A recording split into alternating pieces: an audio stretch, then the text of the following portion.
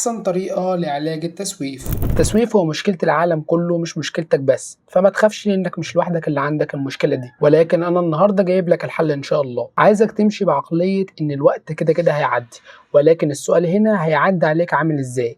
لأن النهارده هيعدي وبكره هيعدي وبعده هيعدي، فلازم تكون عارف أنت هتعمل في كل يوم إيه. لأن ببساطة كده وضعك واقف عليك أنت بس، يعني بمعنى آخر الوقت هيعدي عليك وأنت عامل اللي عليك ولا لأ؟ راضي ربك وجايز تقف قدامه وتتسأل عن وقتك فيما أفنيته ولا لأ؟ وعايزك تفهم إن مفيش شخص ناجح عدى عليه يوم واحد صفر إنتاجية أو ما عملش فيه أي حاجة مفيدة. يا دكتور أصل أنت مش فاهم، ده المحاضرة لوحدها بتاخد 3 ساعات وفي حل عليها من ساعة ونص لساعتين وفي زيها مادتين كمان في اليوم. طب انا اعمل ايه يا حبيبي؟ محدش قالك خلص ده كله في يوم واحد وكل يوم، لان مش كل ايامك بالضغط ده. انا عايزك بس تبدا وتخلص في اليوم مادتين ونص او مادتين او حتى ماده واحده، المهم تنجز حاجه وتاخد خطوات حتى لو صغيره. صدقني الخطوات الصغيره دي هي اللي هتصنع منك شخص ناجح قدام. بس كده يا صديقي، سلام.